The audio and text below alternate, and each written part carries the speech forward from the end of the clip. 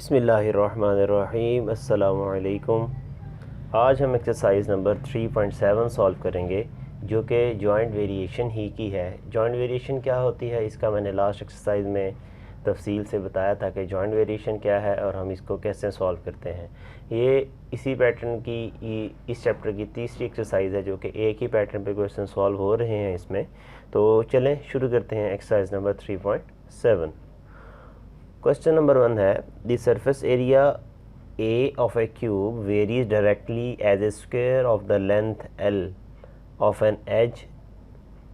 अब हमें एरिया का रिलेशन लेंथ के साथ दिया गया है और एरिया वेरी करता है as the square of the length. तो एरिया का सिंबल ए होता है, तो A is directly proportional to L square. ये मैंने लिख लिया कि area is directly proportional to square of the length. अब यही एक रिलेशन हमें दिया गया और अब देखते हैं कि इसमें ए और एल की वैल्यू हमें क्या गिवन है। ए उसने हमें क्वेश्चन में गिवन है 27 और लेंथ की वैल्यू है 3। अब इसके बाद उसने दो पार्ट हमसे कहे हैं कि फाइंड किए जाएं। पहला पार्ट है कि ए फाइंड किया जाए जब एल की वैल्यू 4 हो, और सेकंड पार्ट है इसका कि एल को फाइंड किया जाए जब ए की वैल्यू 12 हो। तो चले हम फाइंड करते हैं इस चीज़ को। तो फाइंड करने का तरीकाकार क्या था कि हम सबसे पहले इस रिलेशन में जो ये प्रोपोर्शनलिटी का साइन है, वेरीज का साइन है, इसको ख़त्म करके इसकी जगह पे के लगाया करते हैं, के एल स्क्वायर। ये क्वेश्चन नंबर 1 बनती है। अब यहाँ पे ये जो पहले दोनों वैल्यूज़ दी गई हैं इनको पुट करेंगे ए और एल की वैल्यूज़ को, जिससे हमारे पास इक्वेशन बन जाएगी प्रॉपर। हमारे पास ए इज़ इक्वल टू 27 और एल स्क्वायर 3 स्क्वायर। तो ये बल्कि ए की वैल्यू हमने पुट करनी थी, यहाँ पे हमने 27 पुट करना है, 27 ए की जगह पे, और यहाँ पे के आएगा एज इट इज़। अगर हम इसको यहाँ पे के आ जाएगा के, ये कुछ ऐसे है 27 इक्वल टू के और 3 स्क्वायर 9। के की वैल्यू क्या आएगी 27/9 यानी कि 3। लीजिए हमने के की वैल्यू फाइंड कर ली है। अब इसको पुट करते हैं, पुट इन 1 में पुट करने से इक्वेशन क्या बन जाएगी 3l स्क्वायर।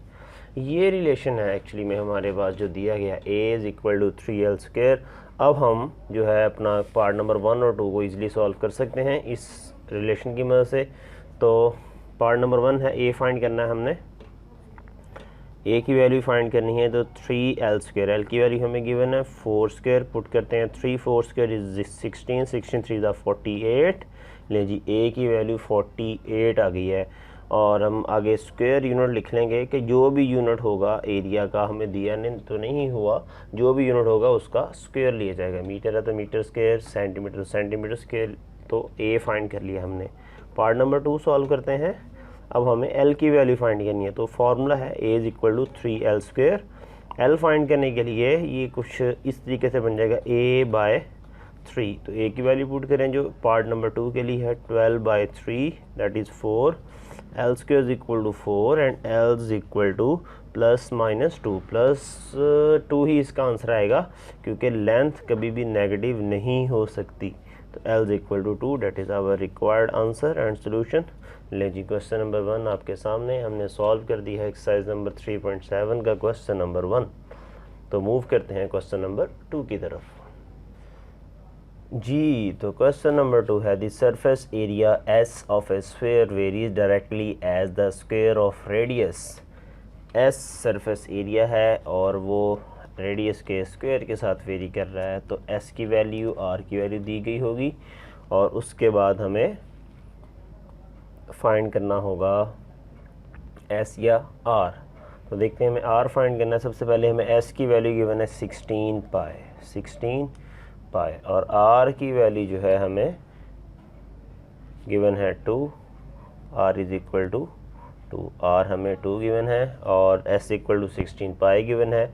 अब हमें फाइंड करना है वैल्यू को आर की, फाइंड आर फाइंड करें जब एस की वैल्यू 36 पाई हो। तो आर की वैल्यू फाइंड करनी है। तो चलें फाइंड करते हैं, इक्वेशन सही कर लेते हैं के वाली फॉर्म में, K R square equation number 1 S की वैल्यू है 16 पाई के 2 स्क्वायर, 16 पाई ओवर 4, ये जो 2 स्क्वायर था ये उधर चला गया, इधर रह गया के, तो इसकी वैल्यू होगी के की, के इज इक्वल टू 4 पाई, 4 4 ज़ा 16, के फाइंड कर लिया हमने।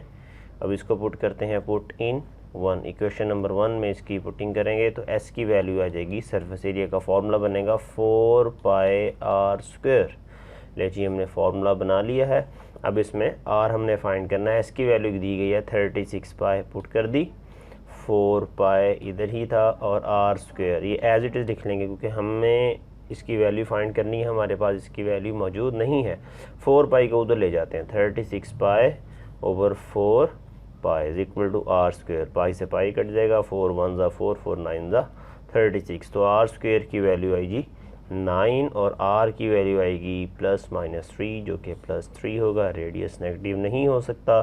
That is our required answer. क्योंकि यहाँ पे इस चीज़ को मैं बार बार इसलिए बता रहा हूँ क्योंकि बहुत सारे बच्चों का ये क्वेश्चन होता है कि सर जब हमने इसका स्क्वायर रूट लिया है तो ये तो ±9 का जो है 9 का स्क्वायर रूट ±3 आना चाहिए, आप सिर्फ +3 लिख रहे हैं, -3 क्यों नहीं लिख रहे? क्योंकि ये लेंस है, लेंस कभी भी नेगेटिव नहीं होती, इस वजह से मैं इसके साथ +3 सिर्फ लिख रहा हूँ, -3 नहीं लिख रहा, उस चीज़ को इग्नोर कर रहा हूँ।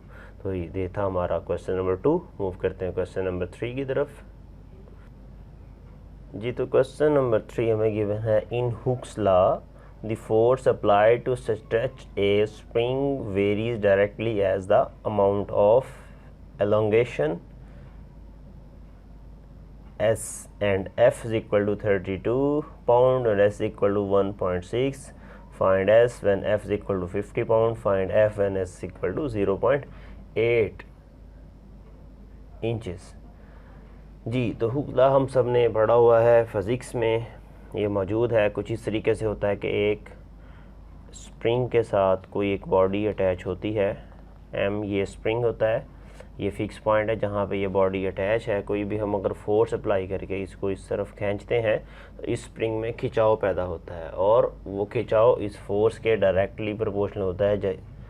तो उस खिंचाव को यहाँ पे एलोंगेशन बोला गया। उसने बोला कि हुक्स लॉ में फोर्स जो है उस एलोंगेशन के डायरेक्टली प्रोपोर्शनल है, यानी कि हम लिखेंगे उसका नाम उसने एस दिया हुआ है, मैं लिखता हूँ F is directly proportional to S.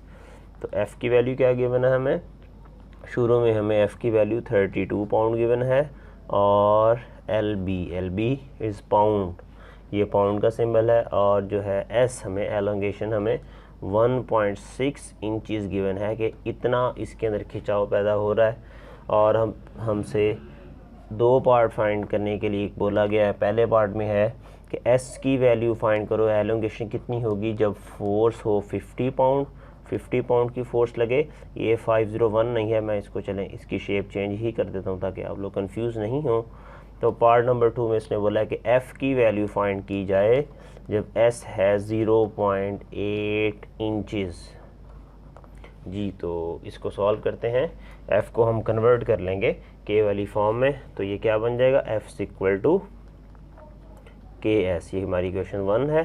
के की वैल्यू फाइंड करने के लिए यहाँ पे 32 पुट करेंगे और के यहाँ पे हम 1.6 पुट करेंगे, तो के की वैल्यू क्या आएगी, 32 ओवर 1.6। अगर हम इसको कर लें तो ये बन जाएगा 320 ओवर 1320 ओवर 16। तो इसका आंसर आएगा के इज इक्वल टू 20। और इसको इक्वेशन नंबर 1 में पुट करके फॉर्मूला जो है हमने करेक्ट कर लेते हैं, एफ इक्वल टू 20s। नहीं जी ये इक्वेशन बन गई, इसका नाम हम स्टार रखते हैं और अपने दोनों पार्ट इससे हमारे सॉल्व हो जाएंगे। फर्स्ट पार्ट को फाइंड करने के लिए एस फाइंड करना है तो एफ़ की वैल्यू पुट करते हैं इसमें, 50 इज इक्वल टू 20s और एस आएगा 50/20 और कटिंग हो गई 5/2। 5/2 लिख लें या 2.5 लिख लें, आपकी मर्ज़ी है बेटा। तो इंचज़ इसके साथ लिख देते हैं क्योंकि एलोगेशन का यूनिट इंचज़ उसने हमें गिवन है। नहीं जी पार्ट नंबर 1 सॉल्व हो गया। पार्ट नंबर 2 फोर्स फाइंड करनी है, तो फोर्स का फॉर्मूला था 20s। एस कितना गिवन है हमें, 0.8। तो पॉइंट ख़त्म कर लेते हैं, 8/10, 10 1 ज़ा 10, 10 2 ज़ा 20, 2 मल्टीप्लाई बाई 8 इट इज़ 16 और पाउंड लिख देते हैं साथ। फोर्स इक्वल टू है 16 pound. That is our required solution and answer. ले जी, क्वेश्चन नंबर 3 भी सॉल्व हो गया बहुत आसानी से। स्टेटमेंट वाले क्वेश्चन देख के आप लोगों ने परेशान नहीं होना कि ये स्टेटमेंट वाले क्वेश्चन हैं, ये हैं बहुत ही आसान, जैसा कि आपके सामने मैं सॉल्व कर रहा हूँ। तो अब सॉल्व करते हैं क्वेश्चन नंबर 4 जी। तो क्वेश्चन नंबर 4 में गिवन है intensity I of light of a given source varies inversely as the square of distance from it। Intensity कहते हैं रोशनी की शिद्दत, कितनी तेज़ रोशनी होगी, ये वेरी करती है inversely square of the distance, जितना डिस्टेंस होगा उसके स्क्वायर के साथ इसका इन्वर्स रिलेशन है। तो हम यहाँ पे क्या लिख लेते हैं, आई का क्या ताल्लुक है, डिस्टेंस के स्क्वायर के साथ इन्वर्स रिलेशन है।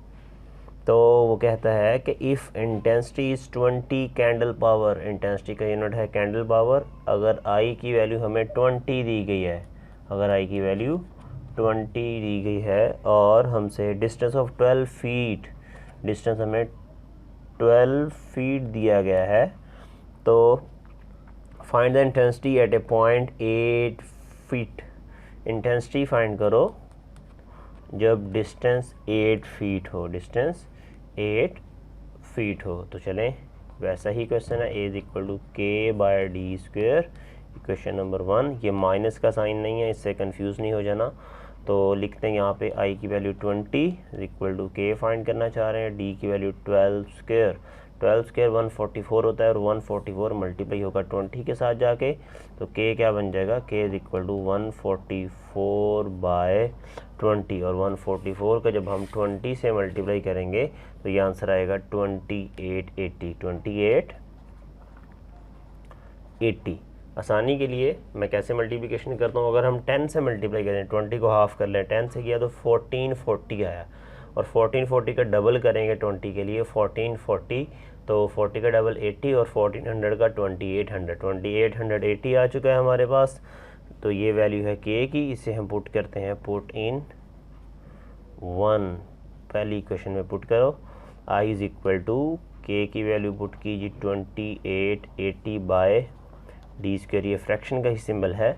तो अब हमें डी की वैल्यू 8 गिवन है, तो पुट कर देते हैं 2880 ओवर 8 स्क्वायर, तो ये बन जाएगा 2880 ओवर 64, और 64 से डिवाइड करने से ये आंसर आ जाएगा 45। और हम सी पी लिख लेते हैं, C P for candle power, पूरा लिखने की ज़रूरत नहीं है। That is our required solution and answer. I hope आपको ये क्वेश्चन अच्छे से समझ आ गया होगा। तो मूव करते हैं क्वेश्चन नंबर 5 की तरफ जी स्टूडेंट्स। तो क्वेश्चन नंबर 5 है, the pressure P in a body of a fluid varies directly as a depth. Pressure जो है वेरी कर रहा है डेप्थ के साथ, डायरेक्टली वेरी कर रहा है। तो यहाँ पे हम लिख लेते हैं कि पी फॉर प्रेशर, प्रेशर का ताल्लुक है डेप्थ के साथ, डी स्मॉल, डायरेक्टली वेरी कर रहा है। If the pressure exerted on the bottom of A tank bye A column of fluid 5 feet. अब हमें डिस्टेंस कितना दिया गया 5 फीट, और प्रेशर कितना दिया गया 2.25 पाउंड पर स्क्वायर इंच। यहाँ पे जो डेप्थ है, प्रेशर लिख लेते हैं 2.5 और 2.25 है, 2.25 ये प्रेशर हमें गिवन है 2.25, और डेप्थ हमें गिवन है जी इस चीज़ की 5 फीट। और फिर हमसे क्या कहा गया है कि how D much the fluid be to exert a pressure of 9 pound per square inch. Depth कितनी होनी चाहिए कि pressure 9 pound per square inch हो, क्योंकि एरिया पे प्रेशर लग रहा है ना, तो पाउंड प्रेशर एक फोर्स होता है, तरह की फोर्स होती है, किसी एक ख़ास एरिया पे लगने वाली फोर्स को हम प्रेशर कहते हैं। प्रेशर इज़, अगर आपको सब जानते ही होंगे प्रेशर की definition, force per unit area is called pressure. तो force per unit area 9 pound per square inch, इतने एरिया पे 9 पाउंड कब प्रेशर लगेगा, जब डेप्थ कितनी होगी, ये चीज़ हमें फाइंड करनी है, ये हमारा क्वेश्चन है।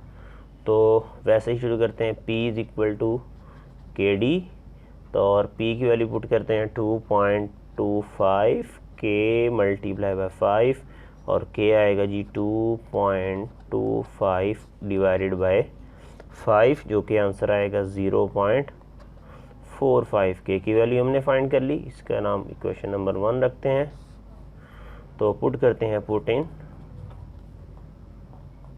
1 में पुट करने से देखते हैं क्या होता है। P इज इक्वल टू 0.45 जी। तो ये इक्वेशन बन चुकी है फाइनल प्रेशर की 0.45 डी। ये रिलेशन है उसका डेप्थ के साथ प्रेशर का। तो वैल्यू पुट करते हैं प्रेशर की। प्रेशर कितना है 9 पाउंड, 0.45 डी फाइंड करना है। तो मैंने इसे ब्रैकेट में कर लिया। डी इज इक्वल टू 9/0.45 और जब हम इसको इससे डिवाइड करेंगे तो आंसर आएगा 20 फीट डेप्थ होगी।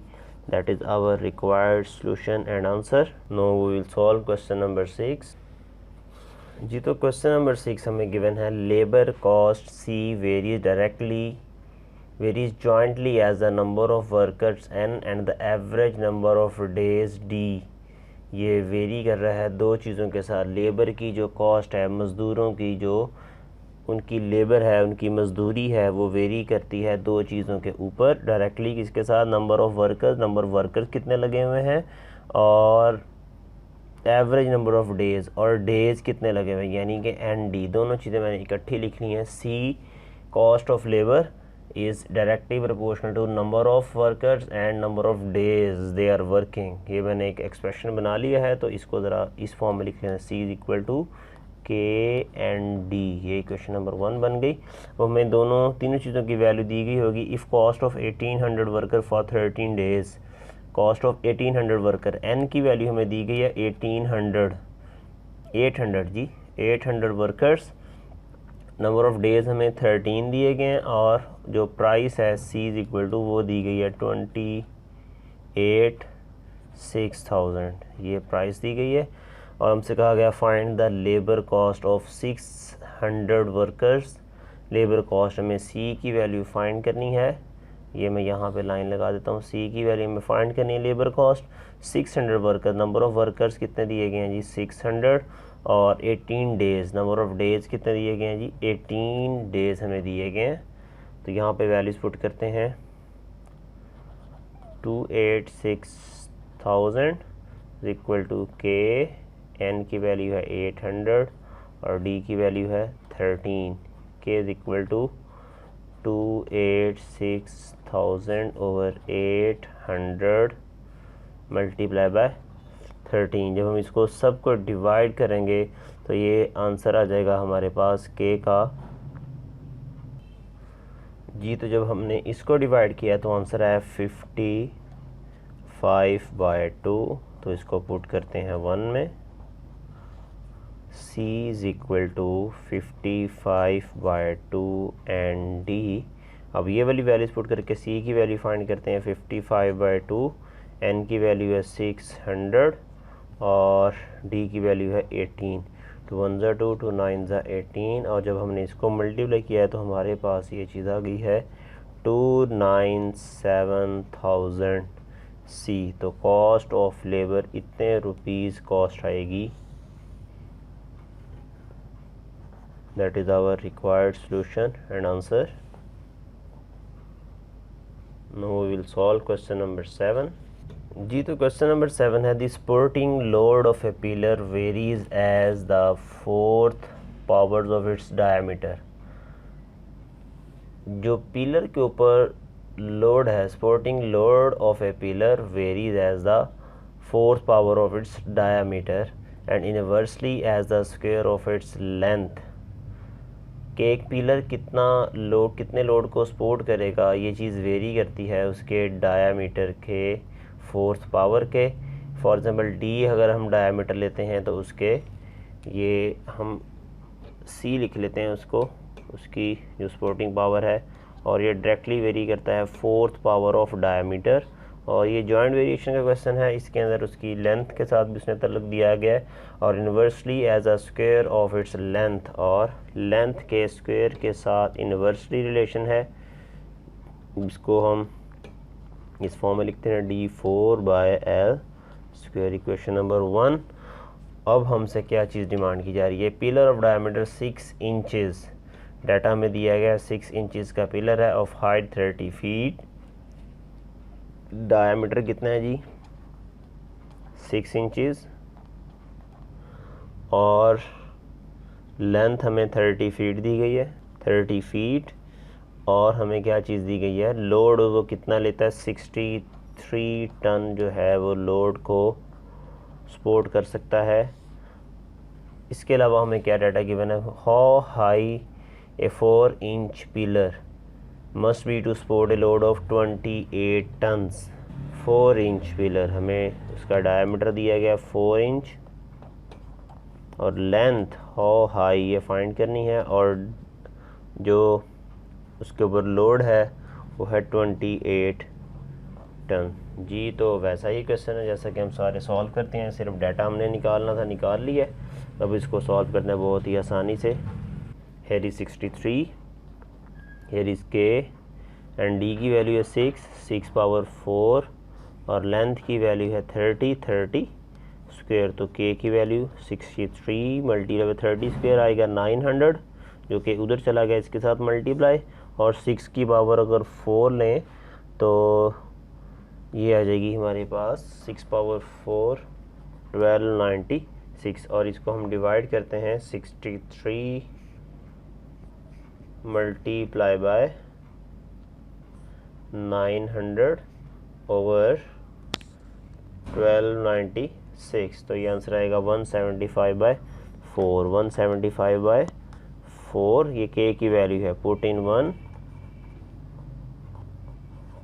1 में पुट करने से ये बन जाएगा 175/4 d4/L² जी। तो वैल्यूज़ पुट करते हैं, L हमने फाइंड करना है, लेंथ स्क्वायर को एक साइड पे ले आते हैं, बाकी सारी वैल्यूज़ को एक तरफ रखते हैं। 175/4 d⁴/c,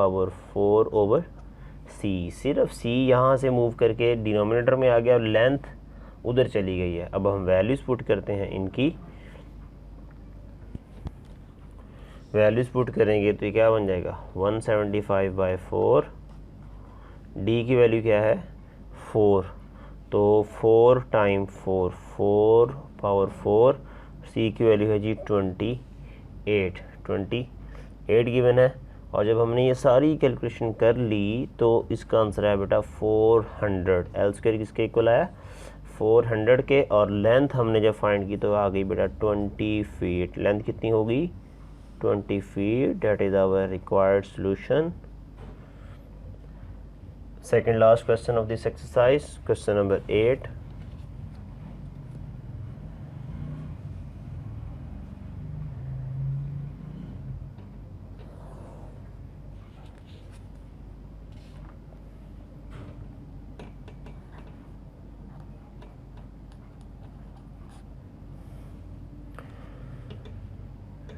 जी तो बेटा क्या कह रहा है क्वेश्चन नंबर 8। क्वेश्चन नंबर 8 कह रहा है the time T required for an elevator to lift a weight varies. Time required, time it is T, time required, और ये वेरी करता है डायरेक्टली जॉइंटली। उसने लिखा है weight and lifting depth, weight और डी इन दोनों चीज़ों के directly and inversely as a power P of the motor. और जो पी उसको आपको पता है एलिवेटर के साथ मोटरों का बहुत मतलब कनेक्शन है कि मोटरें चलती हैं, वो एक लोड को एक तरफ से मतलब लोड डालती हैं तो दूसरी तरफ से लिफ्ट ऊपर जाती है। आप एलिवेटर कभी जाएं एलिवेटर में, अब तो हर मार्ट में एलिवेटर लगी हुई है, तो आप उसके अंदर जाके देख सकते हैं कि बैक साइड पे एक बहुत ज़्यादा हैवी लोड होता है जो नीचे जा रहा होता है, तो लिफ्ट फिर ऊपर आती है। तो उसी के रिलेटेड क्वेश्चन है, ये हमसे क्वेश्चन किया जा रहा है। तो हम सबसे पहले उसने दिया है 25 seconds are required for a 4 HP motor. Time कितना 25 सेकेंड, और power 4 HP, HP for horse power. जो इलेक्ट्रिक मोटर्स होती हैं ये उनका यूनिट है HP, हॉर्स पावर। लगता है टू लिफ्ट 500 पाउंड, कितना वेट उठाती है मोटर्स 500 पाउंड। A1 kg में 2 पाउंड्स होते हैं, तो 500 पाउंड्स मीन 250 kg वो लोड उठाती है थ्रू 40 फीट। और हाइट कितनी, डेप्थ कितनी उसे 40 फीट, 40 फीट। अब हमसे क्या चीज़ पूछी जा रही है कि आप फाइंड क्या करो, वर्ड पावर। पावर हमें फाइंड करने के लिए बोला गया what power is required to lift 800 pound, और हमें वेट कितना उठाएगी ये motor, 800 pound through 120 feet, through 120 feet. Depth कितनी दी गई है जी, 120 दी गई है, 120 फीट। और टाइम कितना दिया गया, 40 सेकेंड्स हमें गिवन है। तो इस डाटा को इस्तेमाल करते हुए हम इस क्वेश्चन को सॉल्व करते हैं। तो पहले जो नेसेसरी स्टेप्स हैं वो कर लें, KWD/P क्वेश्चन नंबर 1, और वैल्यूज़ पुट करें 25, K 500 and D is 40, P is 4, और K की वैल्यू आएगी 25/4/500 मल्टीप्लाई बाय 40। तो इस सब को सॉल्व करने के बाद K हमारे पास आया जी 1/200, 1/200 लें जी। ये हमने K की वैल्यू फाइंड की है, पुट इन 1। सारे ही स्टेप वैसे ही हैं जैसा हमने पहली एक्सरसाइज सॉल्व की थी 3.2। तो इसको पुट करते हैं, T is equal to 1/200 WD/P। ये वो इक्वेशन है जिसकी मदद से हम बाकी अपना क्वेश्चन सॉल्व करेंगे। तो P फाइंड करना है, तो फॉर्मूले को ज़रा तब्दील कर लेते हैं। P उधर चला जाएगा, T डिनोमिनेटर में आ जाएगा, 1/200 WD/T। सिर्फ इतनी सी तब्दीली है, P उधर गया है और T डिनोमिनेटर में आ गया, क्योंकि हमने P जिस चीज़ को फाइंड करना है उसको हम लेफ़्ट साइड पे लिखते हैं। अब वैल्यूज़ पुट कर देते हैं, 1/200 और W की वैल्यू है 800, D की वैल्यू है 120 और T है 40 सेकेंड्स। जब हमने इसको सॉल्व किया तो ये आंसर आया 12 HP। पावर थी तो हॉर्स पावर हमने इसका यूनिट लिख लिया है आपके सामने जी। तो क्वेश्चन नंबर 8 भी सॉल्व हो गया है। आई होप आपको समझ आ गई होगी इस क्वेश्चन की। मूव करते हैं question number 9, that is the last question of this exercise जी। तो क्वेश्चन नंबर 9 है, the kinetic energy of a body varies jointly as the mass of a body and square of its velocity. Kinetic energy कैसे vary करती है, kinetic energy को आप के ई लिख लें या ई लिख लें। मैं ई लिख लेता हूँ सिर्फ अपनी आसानी के लिए, ताकि के ई हमें फॉर्मूले में ऐसे ना लिखना पड़े। तो mv², ये इसने ऐसे बोला है कि मैस के साथ डायरेक्टली और उसकी वेलोसिटी के साथ जो है स्क्वायर के साथ ये वेरी कर रही है। अब हमें वैल्यूज़ क्या दी गई हैं, उसने हमें एनर्जी दी गई है, if kinetic energy 4320 pound when mass is 45 pound and velocity is 24 second. तो डाटा लिखते हैं यहाँ पे जो हमें गिवन है। एनर्जी कितनी गिवन है जी हमें, 4320, और मास कितना है 45, और वेलोसिटी कितनी है, वेलोसिटी हमें गिवन है 24। मास केजी में होता है, वेलोसिटी मीटर पर सेकंड, मैं यूनिट्स नहीं लिख रहा। तो उसने हमसे बोला है कि एनर्जी की वैल्यू फाइंड करो जो कि मास हो 3000 पाउंड्स और वेलोसिटी हो 44। मास कितना में 3000 पाउंड्स और velocity 44।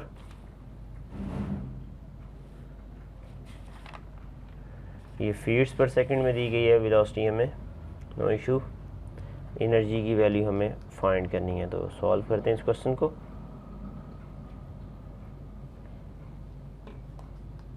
E is equal to kmv², question number 1, 4320 k 45 24 square, k is equal to 4320/45 और 24 स्क्वायर आएगा जी 576। और इसको जब आप सॉल्व करोगे तो k की वैल्यू आ जाएगी 1/6, पुट इन